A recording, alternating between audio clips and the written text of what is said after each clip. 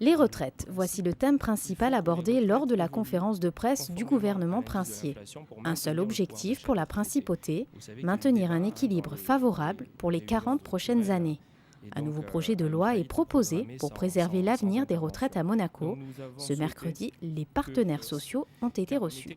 Avec le ministre d'État et le directeur des caisses sociales, effectivement, nous avons rencontré donc les représentants de l'Union des retraités, de l'Union des salariés et de la Fédération patronale monégasque. Donc, ils ont écouté attentivement le projet de loi et les explications et les décisions qu'il contient. Vous savez, sur un sujet évidemment aussi sensible, où les intérêts catégoriels sont très divergents, nous savions très bien que nous n'obtiendrions pas un consensus entre la Fédération patronale et l'Union des syndicats de Monaco. Donc ce n'est pas une surprise.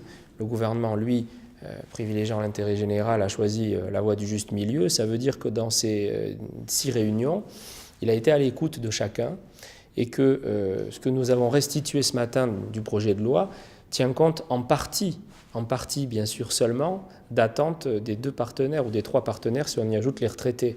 D'abord pour les retraités, nous ne leur demandons aucun effort et nous préservons leur pouvoir d'achat. Donc là je crois qu'on est totalement en phase avec les attentes des retraités de la principauté.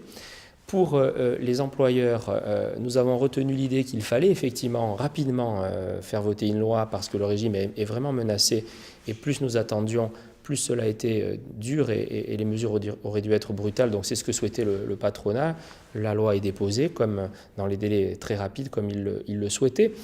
Pour les salariés, écoutez, je crois que l'USM portait aussi la revendication de l'Union des retraités de préserver le pouvoir d'achat des retraités. Donc c'est aussi un élément qu'on a pu retenir dans la loi. Pour autant, évidemment, sur beaucoup d'autres questions, leurs avis étaient totalement et radicalement opposés. Et donc c'est le gouvernement qui a dû prendre ses responsabilités en tranchant.